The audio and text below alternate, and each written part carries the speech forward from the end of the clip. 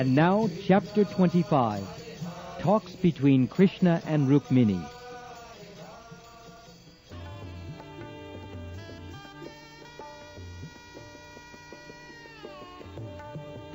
Once upon a time, Lord Krishna, the Supreme Personality of Godhead, the bestower of all knowledge upon all living entities, from Brahma to the insignificant ant, was sitting in the bedroom of Rukmini, who was engaged in the service of the Lord, along with her assistant maidservants.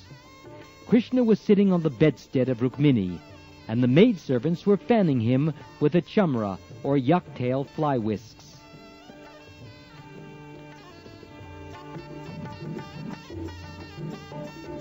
Lord Krishna's dealings with Rukmini, as a perfect husband, are a perfect manifestation of the supreme perfection of the personality of Godhead. There are many philosophers who propound a concept of the absolute truth, in which God cannot do this or that. They deny the incarnation of God, or the supreme absolute truth in human form. But actually, the fact is different. God cannot be subject to our imperfect sensual activities. He is the all-powerful, omnipresent personality of Godhead. And by His supreme will, not only can He create, maintain, and annihilate the whole cosmic manifestation, but He can also descend as an ordinary human being to execute the highest mission. As stated in Bhagavad Gita, whenever there are discrepancies in the discharge of human occupational duties, He descends. He is not forced to appear by any external agency, but descends by His own internal potency, in order to reestablish the standard functions of human activities, and simultaneously to annihilate the disturbing elements in the progressive march of human civilization. In accordance with this principle of the transcendental pastimes of the Supreme Personality of Godhead, He descended in His eternal form as Sri Krishna in the dynasty of the Yadus.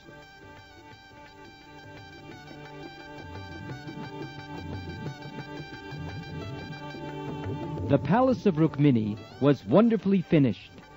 There were many canopies hanging on the ceiling, with laces bedecked with pearl garlands, and the whole palace was illuminated by the effulgence of valuable jewels. There were many flower orchards of Bael and Chameli, which are considered the most fragrant flowers in India. There were many clusters of these plants, with blooming flowers enhancing the beauty of the palace. And because of the exquisite fragrance of the flowers, little groups of hummingbees gathered around the trees, and at night the pleasing moonshine glittered through the network of holes in the windows. There were many heavily flowered trees of parijat, and the mild wind stirred the fragrance of the flowers all around. Incense burned within the walls of the palace, and the fragrant smoke leaked out of the window shutters. Within the room were mattresses covered with white bedsheets, resembling the foam of milk. The bedding was as soft and white as milk foam. In this situation, Lord Sri Krishna sat very comfortably and enjoyed the service of Rukminiji, who was assisted by her maidservants.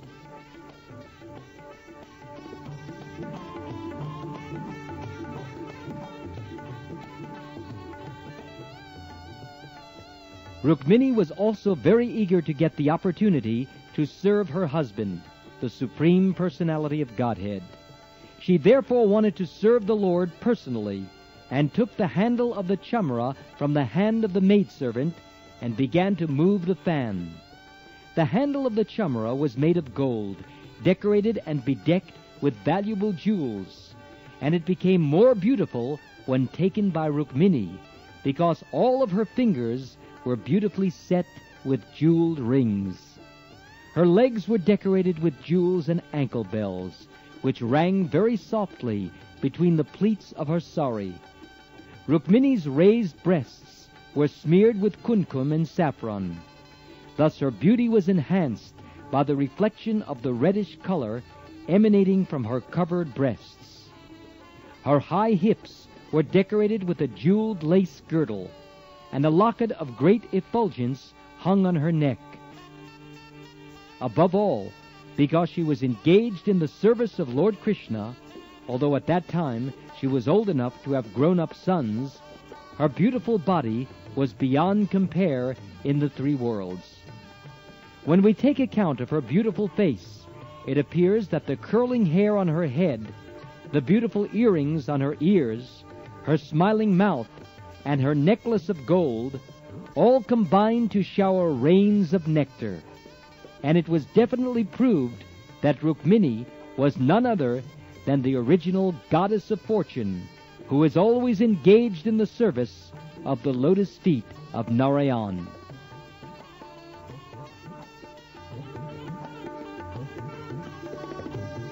The pastimes of Krishna and Rukmini in Dwarka are accepted by great authorities as manifestations of those of Narayan and Lakshmi, which are of an exalted opulence.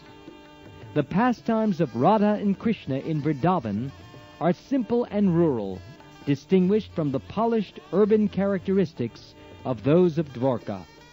The characteristics of Rukmini were unusually bright, and Krishna was very much satisfied with her behavior.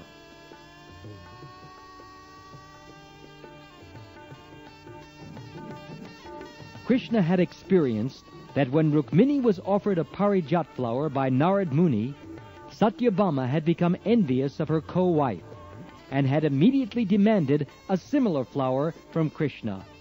In fact, she could not be pacified until she was promised the whole tree. And Krishna actually fulfilled his promise. He brought the tree down to the earth planet from the heavenly kingdom. After this episode, Krishna expected that because Satyabhama had been rewarded by a full tree of parijat, Rukmini would also demand something. Rukmini did not mention anything of the incident, however, for she was grave and simply satisfied in her service. Krishna wanted to see her a bit irritated, and therefore he schemed to see the beautiful face of Rukmini in an irritated condition. Although Krishna had more than 16,100 wives, he used to behave with each of them with familial affection. He would create a particular situation between himself and his wife, in which the wife would criticize him in the irritation of love, and Krishna would enjoy this. In this case, because Krishna could not find any fault with Rukmini, for she was very great and always engaged in his service, he smilingly, in great love, began to speak to her.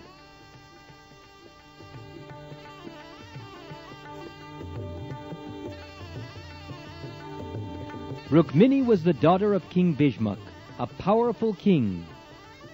Thus Krishna did not address her as Rukmini.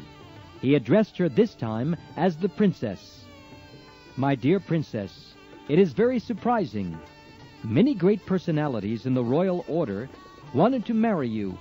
Although not all of them were kings, all possessed the opulence and riches of the kingly order. They were well-behaved, learned, famous among kings, beautiful in their bodily features and personal qualifications, liberal, very powerful in strength, and advanced in every respect. They were not unfit in any way, and over and above that, your father and your brother had no objection to such a marriage. On the contrary, they gave their word of honor that you would be married with Shishupal. The marriage was sanctioned by your parents. Shishupal was a great king, and was so lusty and mad after your beauty that if he had married you, I think he would always have remained with you, just like your faithful servant.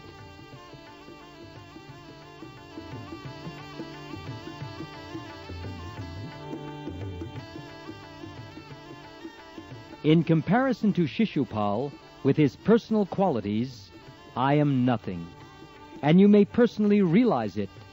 I am surprised that you rejected the marriage with Shishupal and accepted me, who am inferior in comparison to Shishupal. I think myself completely unfit to be your husband, because you are so beautiful, sober, grave, and exalted. May I inquire from you the reason that induced you to accept me? Now, of course, I may address you as my beautiful wife, but still I may inform you of my actual position, that I am inferior to all those princes who wanted to marry you.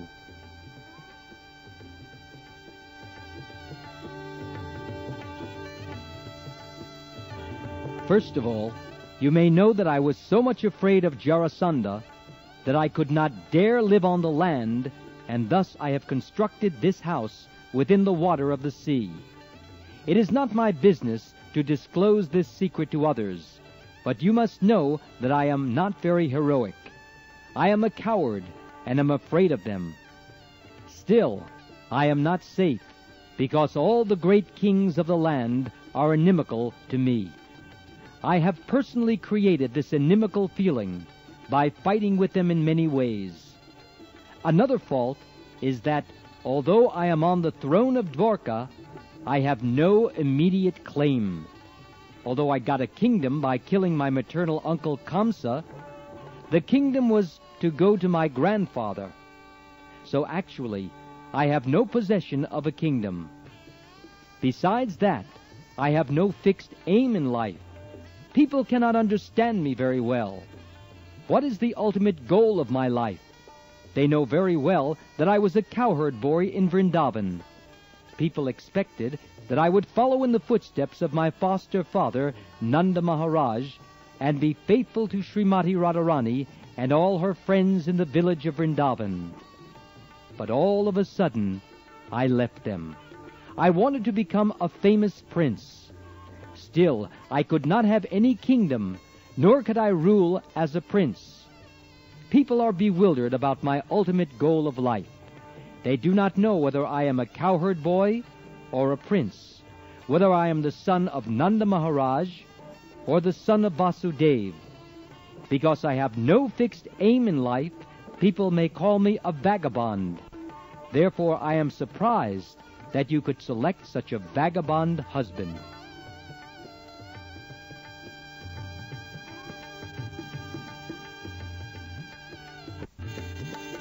Besides this, I am not very polished, even in social etiquette. A person should be satisfied with one wife. But you see that I have married many times, and I have more than 16,000 wives. I cannot please all of them as a polished husband. My behavior with them is not very nice, and I know that you are very much conscious of it. I sometimes create a situation with my wives which is not very happy. Because I was trained in a village in my childhood, I am not well acquainted with the etiquette of urban life. I do not know the way to please a wife with nice words and behavior. And from practical experience it is found that any woman who follows my way or becomes attracted to me is ultimately left to cry for the rest of her life. In Vrindavan, many gopis were attracted to me, and now I have left them, and they are living, but are simply crying for me in separation. I have heard from Akrura and Uddhava that since I left Vrindavan, all my cowherd boyfriends, the gopis and Radharani, and my foster father, Nanda Maharaj, are simply crying constantly for me. I have left Vrindavan for good, and am now engaged with the queens of Dwarka, but I am not well behaved with any of you. So you can very easily understand that I have no steadiness of character. I am not a very reliable husband. The net result of being attracted to me is to acquire a life of bereavement only.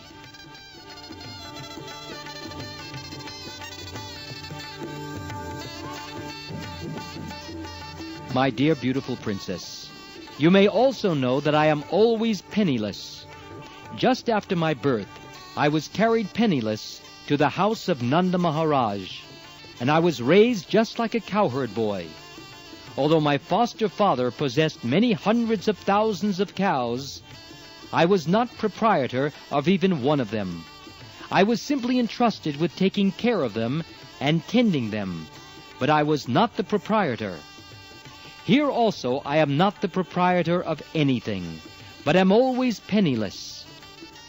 There is no cause to lament for such a penniless condition. I possessed nothing in the past, so why should I lament that I do not possess anything at present? You may note also that my devotees are not very opulent. They also are very poor in worldly goods. Those who are very rich, possessing worldly wealth, are not interested in devotion to me or Krishna consciousness. On the contrary, when a person becomes penniless, whether by force or by circumstances, he may become interested in me if he gets the proper opportunity. Persons who are proud of their riches, even if they are offered association with my devotees, do not take advantage of consciousness of me. In other words, the poorer class of men may have some interest in me, but rich men have no interest. I think, therefore, that your selection of me was not very intelligent. You appear very intelligent, trained by your father and brother, but ultimately you have made a great mistake in selecting your life's companion.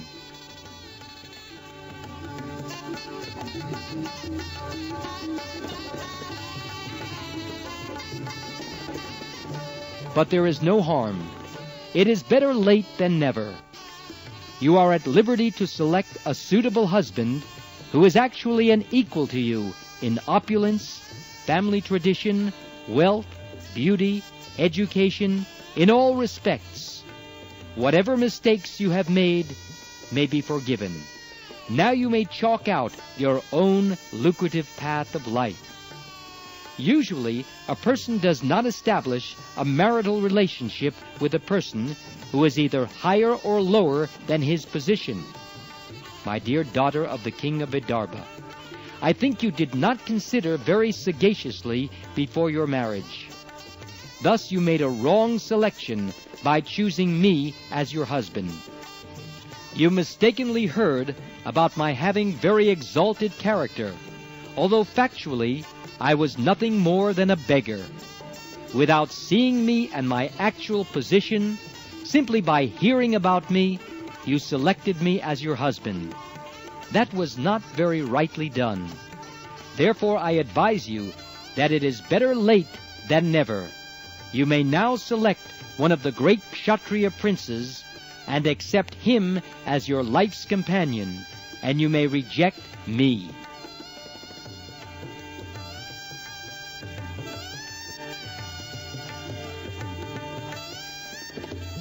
Krishna was proposing that Rukmini divorce him at a time when Rukmini already had many grown-up children.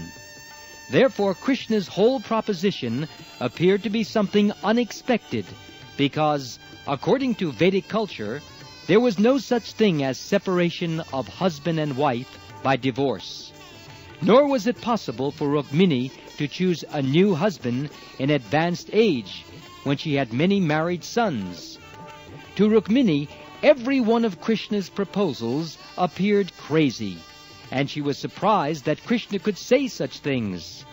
Simple as she was, her anxiety was increasing more and more at the thought of separation from Krishna.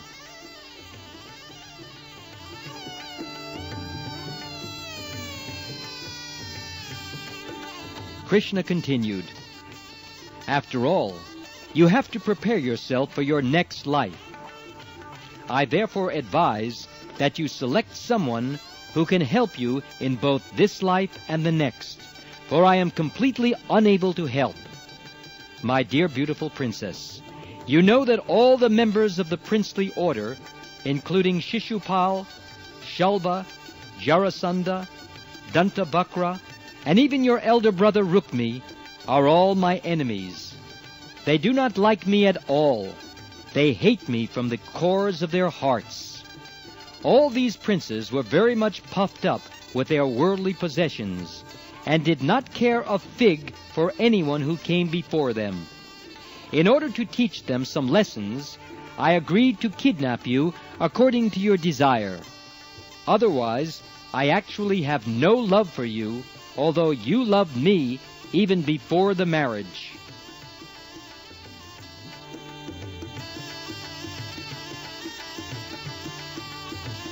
As I have already explained, I am not very much interested in family life or love between husband and wife. By nature, I am not very fond of family life, wife, children, home, and opulences. As my devotees are always neglectful of all these worldly possessions, I am also like that. Actually, I am interested in self-realization. That gives me pleasure, and not this family life. After submitting his statement, Lord Krishna suddenly stopped. The great authority Shukdev Goswami remarks that Krishna almost always passed his time with Rukmini, and Rukmini was a bit proud to be so fortunate that Krishna never left her even for a moment. Krishna, however, does not like any of his devotees to be proud. As soon as a devotee becomes so, by some tactic, he cuts down that pride. In this case also, Krishna said many things which were hard for Rukmini to hear. She could only conclude that although she was proud of her position, Krishna could be separated from her at any moment.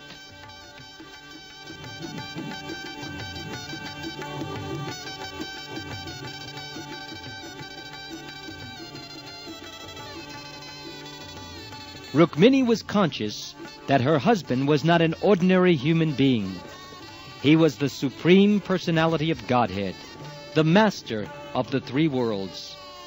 By the way he was speaking, she was afraid of being separated from the Lord, and she had never heard such harsh words from Krishna before.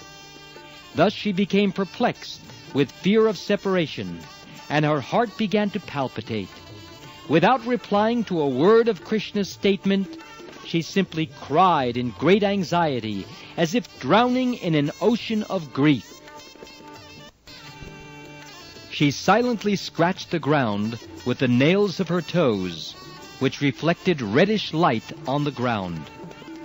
The pink tears from her eyes mixed with the black cosmetic ointment from her eyelids, and the waters dropped down, washing the kumkum and saffron from her breasts.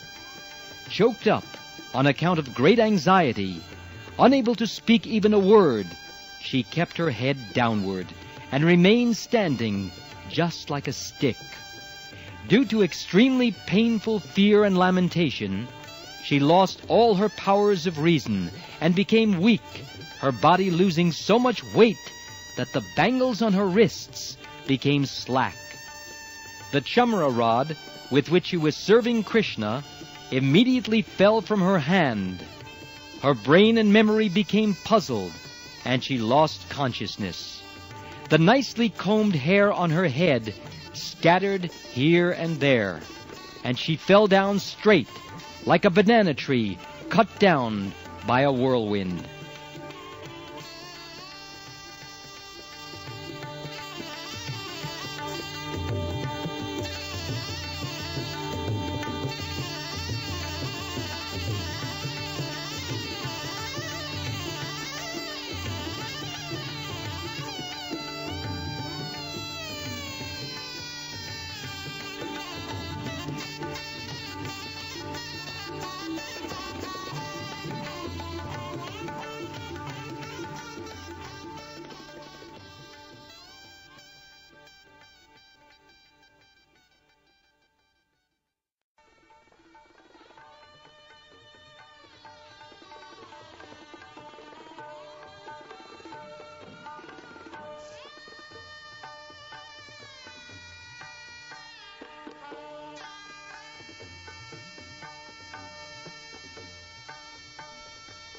Lord Krishna immediately realized that Rukmini had not taken his words in a joking spirit. She had taken them very seriously, and in her extreme anxiety over immediate separation from him, she had fallen into this condition. Lord Sri Krishna is naturally very affectionate toward his devotees, and when he saw Rukmini's condition, his heart immediately softened. At once he became merciful to her. The relationship between Krishna and Rukmini was as Lakshmi Narayan. Therefore, he appeared before her in his four-handed manifestation of Narayan. He got down from the bedstead, brought her up by her hands, and, placing his cooling hands on her face, smoothed the scattered hair on her head. Lord Krishna dried the wet breast of Rukmini with his hand. Understanding the seriousness of Rukmini's love for him, he embraced her to his chest.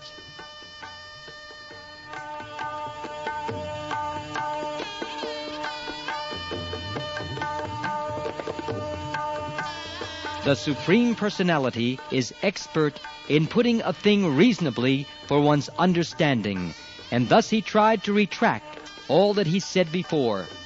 He is the only resort for all devotees, and so he knows very well how to satisfy his pure devotees.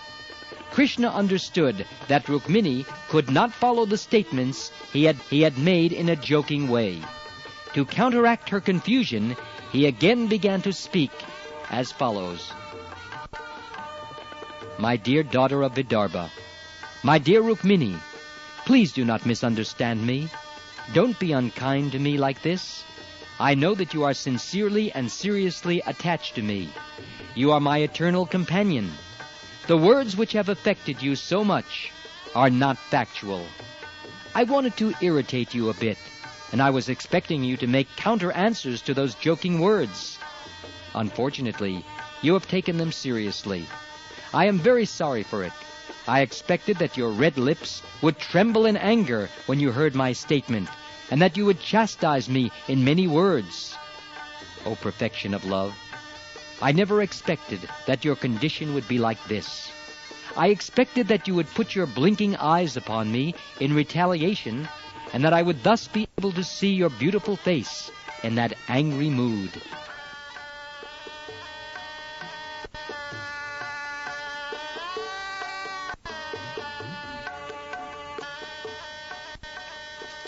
My dear beautiful wife, you know that because we are householders, we are always busy in many household affairs, and long for a time when we can enjoy some joking words between us. That is our ultimate gain in household life. Actually, householders work very hard day and night, but all fatigue of the day's labor is minimized as soon as they meet, husband and wife together, and enjoy life in many ways. Lord Krishna wanted to exhibit himself as being like an ordinary householder who delights himself by exchanging joking words with his wife. He therefore repeatedly requested Rukmini not to take those words very seriously.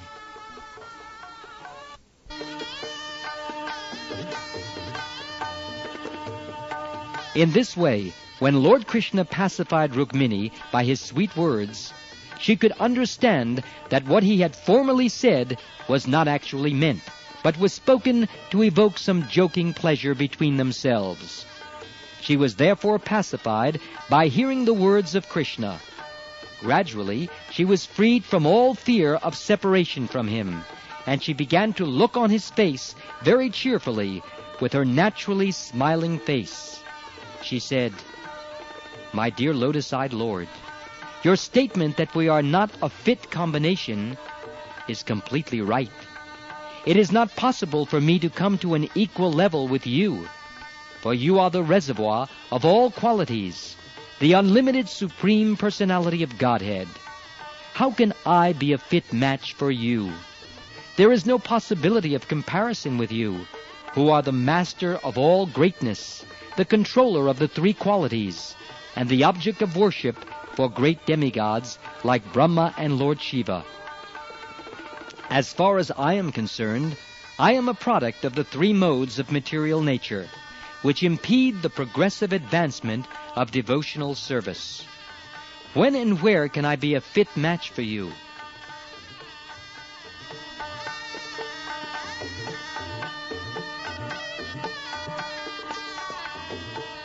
My dear husband, you have rightly said that being afraid of the kings, you have taken shelter in the water of the sea. But who are the kings of this material world? I do not think that the so-called royal families are kings of the material world. The kings of the material world are the three modes of material nature, who are actually its controllers. You are situated in the core of everyone's heart, where you remain completely aloof from the touch of the three modes of material nature, and there is no doubt about it.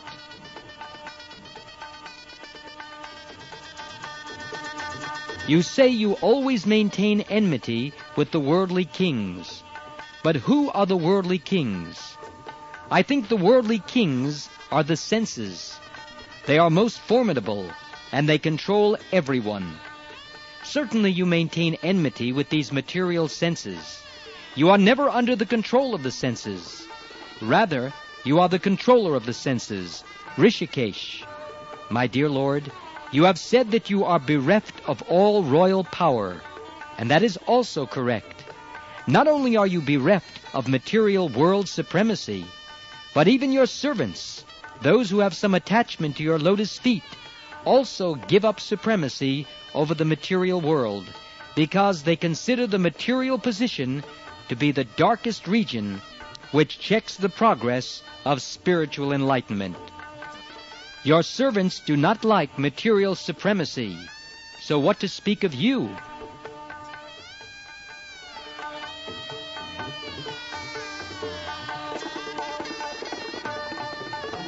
My dear Lord, your statement that you do not act as an ordinary person with a particular aim in life is also perfectly correct. Even your great devotees and servants, known as great sages and saintly persons, remain in such a state that no one can get any clue to the aim of their lives. Human society considers them crazy and cynical. Their aim of life remains a mystery to the common human being. The lowest of mankind can know neither you nor your servant. A contaminated human being cannot even imagine the pastimes of you and your devotees. O Unlimited One, when the activities and endeavors of your devotees remain a mystery to the common human being, how can they understand your motives and endeavors? All kinds of energies and opulences are engaged in your service, but still they rest at your shelter.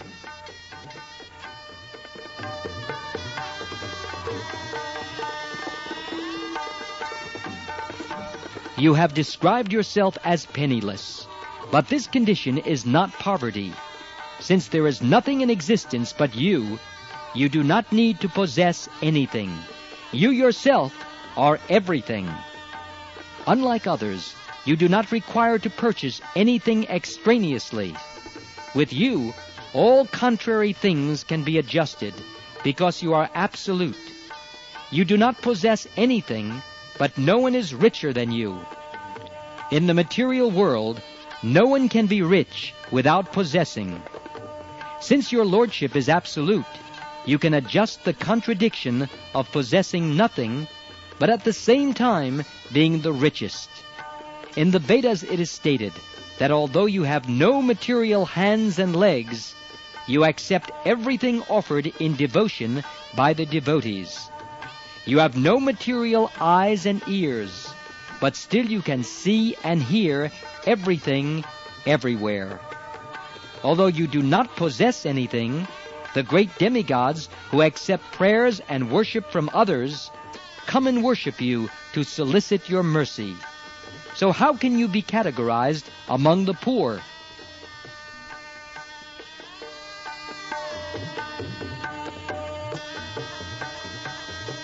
My dear Lord, you have also stated that the richest section of human society does not worship you. This is also correct, because persons who are puffed up with material possessions think of utilizing their property for sense gratification. When a poverty-stricken man becomes rich, he makes a program for sense gratification due to his ignorance of how to utilize his hard-earned money.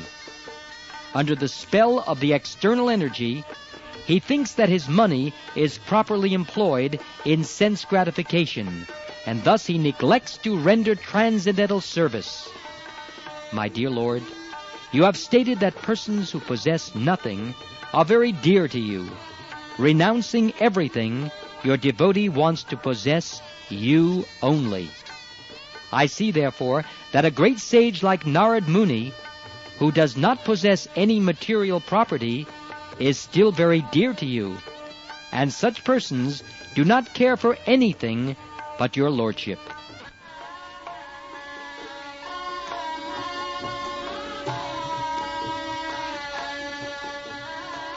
My dear Lord, you have stated that a marriage between persons equal in social standing, beauty, riches, strength, influence, and renunciation can be a suitable match. But this status of life can be possible only by your grace. You are the supreme perfectional source of all opulences. Whatever opulent status one may have is all derived from you.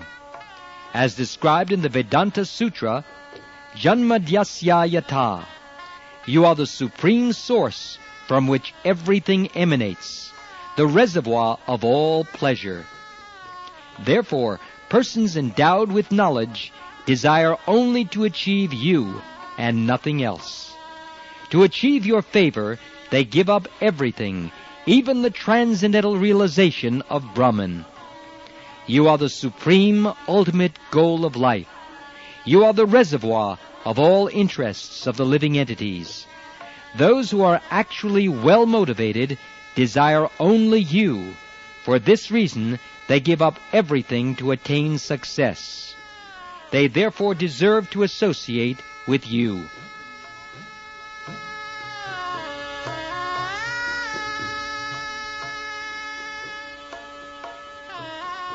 In the society of the servitors and the served in Krishna consciousness, one is not subjected to the pains and pleasures of material society, which functions according to sex attraction.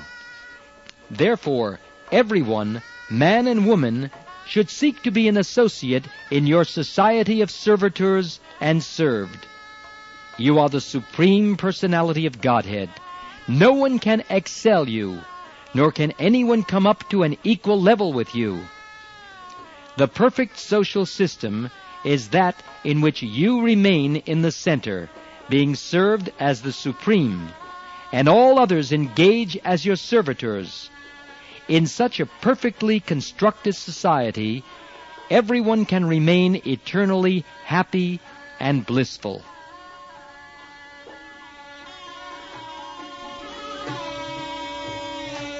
My Lord, you have stated that only the beggars praise your glories, and that is also perfectly correct.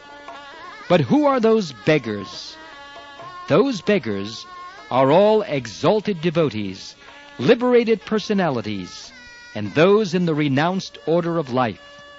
They are all great souls and devotees who have no other business than to glorify you. Such great souls forgive even the worst offender. These so-called beggars execute their spiritual advancement in life, tolerating all tribulations in the material world. My dear husband, do not think that I accepted you as my husband out of my inexperience.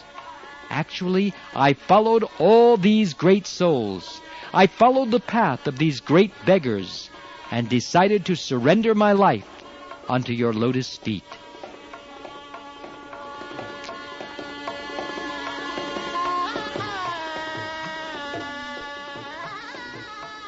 You have said that you are penniless, and that is correct, for you distribute yourself completely to these great souls and devotees. Knowing this fact perfectly well, I rejected even such great personalities as Lord Brahma and King Indra. My Lord, the great time factor acts under your direction only. The time factor is so great and powerful that within moments it can effect devastation anywhere within the creation.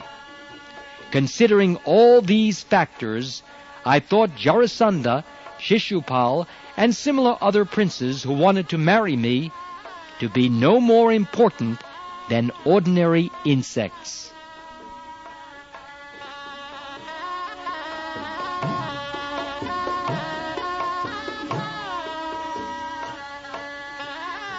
My dear all-powerful son of Vasudeva, your statement that you have taken shelter within the water of the ocean, being afraid of all the great princes, is quite suitable. But my experience with you contradicts this. I have actually seen that you kidnapped me forcibly in the presence of all these princes. At the time of my marriage ceremony, simply by giving a jerk to the string of your bow, you very easily drove the others away and kindly gave me shelter at your lotus feet. Still, I remember vividly that you kidnapped me in the same way as a lion forcibly takes its share of hunted booty, driving away all other small animals within the twinkling of an eye. My dear lotus-eyed Lord, I cannot understand your statement that women and other persons who have taken shelter under your lotus feet pass their days only in bereavement. From the history of the world, we can see that princes like Anga, Prithu, Bharat, Yayati, and Gaya were all great emperors of the world, and there were no competitors to their exalted positions. But in order to achieve the favor of your lotus feet, they renounced their exalted positions and entered the forest to practice penances and austerities. When they voluntarily accepted such a position, accepting your lotus feet as all in all, does it mean that they were in lamentation and bereavement?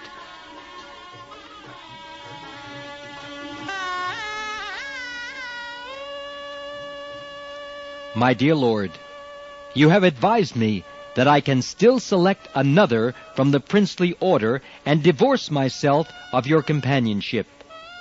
But, my dear Lord, it is perfectly well known to me that you are the reservoir of all good qualities.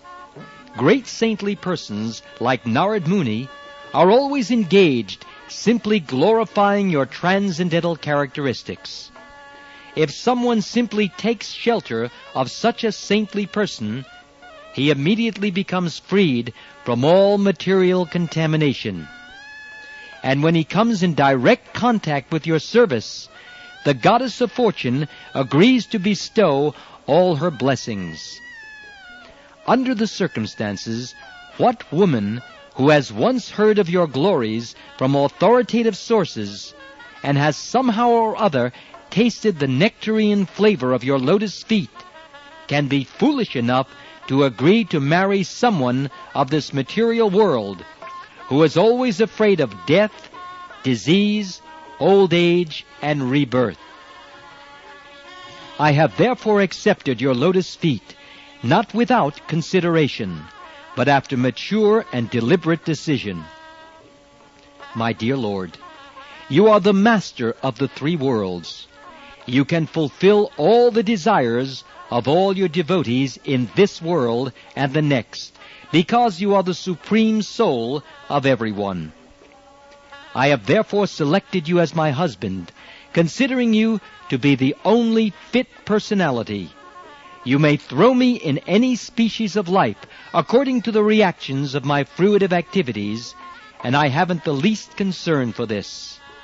My only ambition is that I may always remain fast to your lotus feet, for you can deliver your devotees from illusory material existence and are always prepared to distribute yourself to your devotees.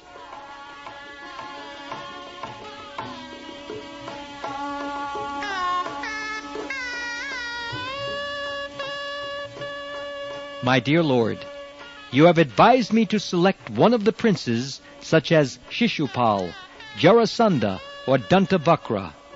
But what is their position in this world? They are always engaged in hard labor to maintain their household life, just like the bulls working hard day and night with an oil-pressing machine. They are compared to asses, beasts of burden. They are always dishonored like dogs, and they are miserly like cats. They have sold themselves like slaves to their wives. Any unfortunate woman who has never heard of your glories may accept such a man as her husband. But a woman who has learned about you, that you are praised not only in this world, but in the halls of the great demigods, like Lord Brahma and Lord Shiva, will not accept anyone besides you as her husband. A man within this material world is just a dead body. In fact, superficially, the living entity is covered by this body, which is nothing but a bag of skin decorated with a beard and mustache, hairs on the body, nails on the fingers, and hairs on the head. Within this decorated bag are bunches of muscles, bunches of bones, and pools of blood, always mixed with stool, urine, mucus, bile, and polluted air, and enjoyed by different kinds of insects and germs. A foolish woman accepts such a dead body as her husband, and in sheer misunderstanding loves him as her dear companion. This is possible only because such a woman has never tasted the ever blissful flavor of your lotus feet.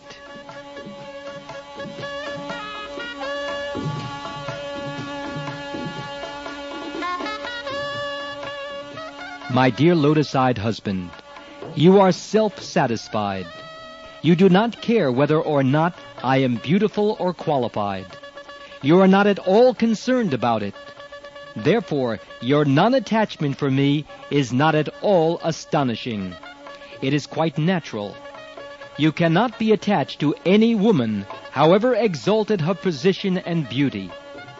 Whether you are attached to me or not, may my devotion and attention be always engaged at your lotus feet.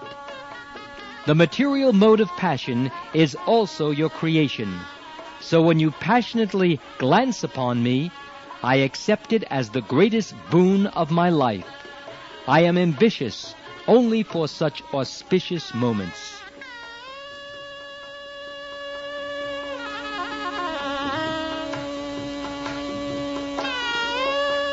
After hearing Rukmini's statement and her clarification of each and every word he had used to arouse her anger of love toward him, Krishna addressed Rukmini as follows: My dear chaste wife, my dear princess, I expected such an explanation from you, and only for this purpose did I speak all those joking words, so that you might be cheated of the real point of view.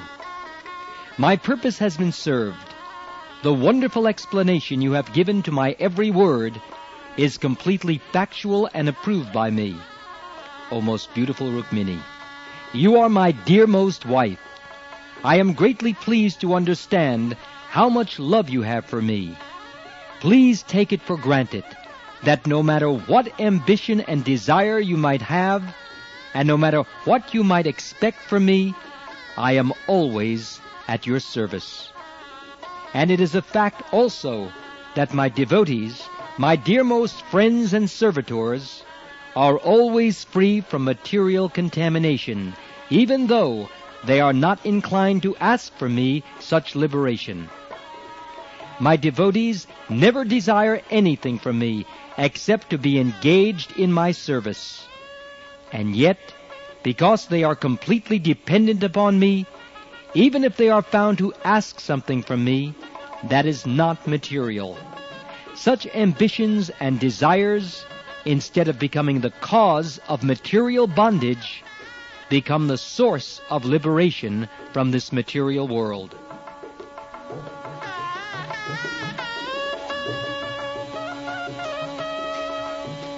My dear chaste and pious wife, I have tested on the basis of strict chastity your love for your husband, and you have passed the examination most successfully.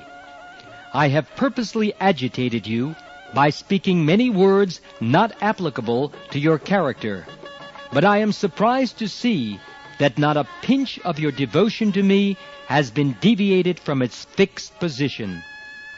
My dear wife, I am the bestower of all benedictions, even up to the standard of liberation from this material world, and it is I only who can stop the continuation of material existence and call one back home, back to Godhead. One whose devotion for me is adulterated worships me for some material benefit, just to keep himself in the world of material happiness, culminating in the pleasure of sex life.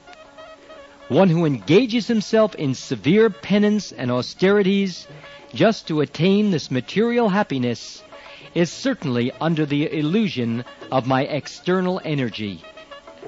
Persons who are engaged in devotional service simply for the purpose of material gain and sense gratification are certainly very foolish, for material happiness based on sex life is available in the most abominable species of life, such as the hogs and dogs. No one should try to approach me for such happiness, which is available even if one is put into a hellish condition of life. It is better, therefore, for persons who are simply after material happiness and not after me to remain in that hellish condition.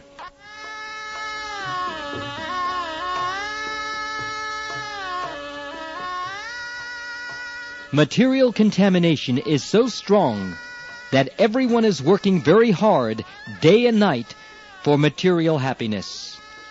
The show of religion, austerity, penance, humanitarianism, philanthropy, politics, science, everything is aimed at realizing some material benefit. For the immediate success of material benefit, materialistic persons generally worship different demigods, and under the spell of material propensities, they sometimes take to the devotional service of the Lord. But sometimes it so happens that if a person sincerely serves the Lord and at the same time maintains material ambitions, the Lord very kindly removes the sources of material happiness.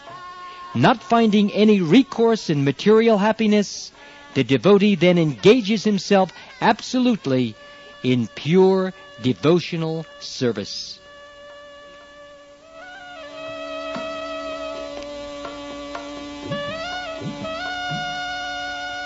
Lord Krishna continued, My dear best of queens, I clearly understand that you have no material ambition. Your only purpose is to serve me, and you have long been engaged in unalloyed service. Exemplary, unalloyed devotional service not only can bestow upon the devotee liberation from this material world, but it also promotes him to the spiritual world, to be eternally engaged in my service. Persons too addicted to material happiness cannot render such service. Women whose hearts are polluted and full of material desires devise various means of sense gratification while outwardly showing themselves to be great devotees.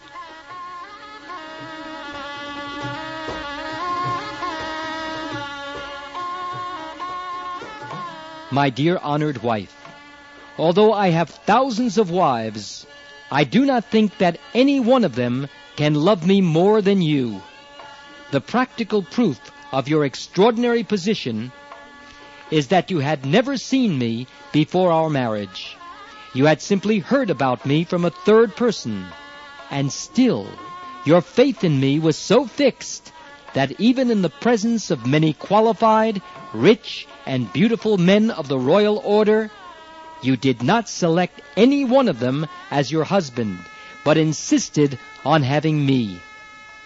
You neglected all the princes present, and very politely you sent me a confidential letter inviting me to kidnap you.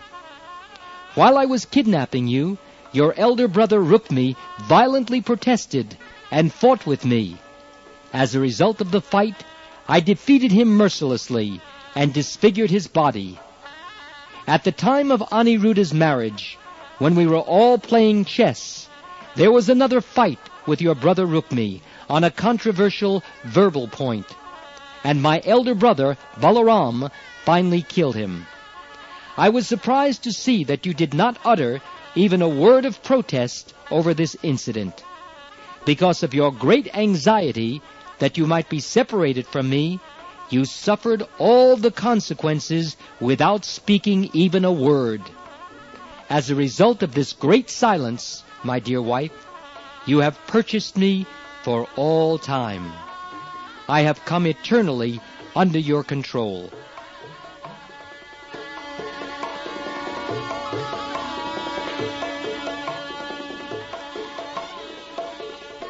You sent your messenger inviting me to kidnap you, and when you found that there was a little delay in my arriving on the spot, you began to see the whole world as vacant. At that time you concluded that your beautiful body was not fit to be touched by anyone else.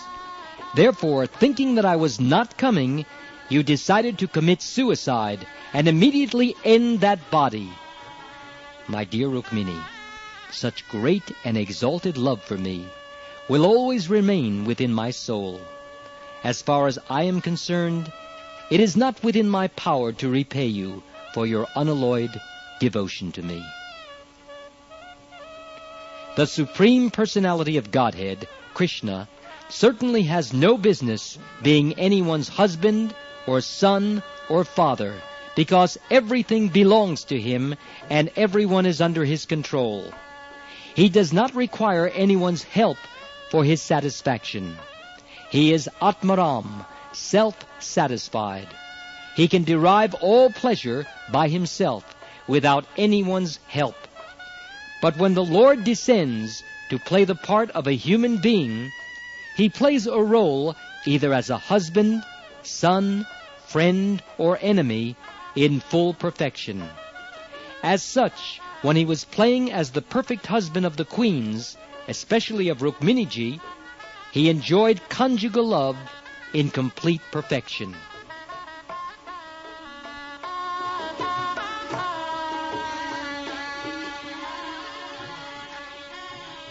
According to Vedic culture, although polygamy is allowed, none of one's wives should be ill-treated. In other words, one may take many wives only if he is able to satisfy all of them equally as an ideal householder. Otherwise, it is not allowed. Lord Krishna is the world teacher. Therefore, even though he had no need for a wife, he expanded himself into as many forms as he had wives, and he lived with them as an ideal householder, observing the regulative principles, rules and commitments in accordance with the Vedic injunctions and the social laws and customs of society. For each of his 16,108 wives, he simultaneously maintained different palaces, different establishments, and different atmospheres. Thus the Lord, although one, exhibited himself as 16,108 ideal householders. Thus ends the Bhaktivedanta purport of the second volume, 25th chapter of Krishna, Talks Between Krishna and Rukmini.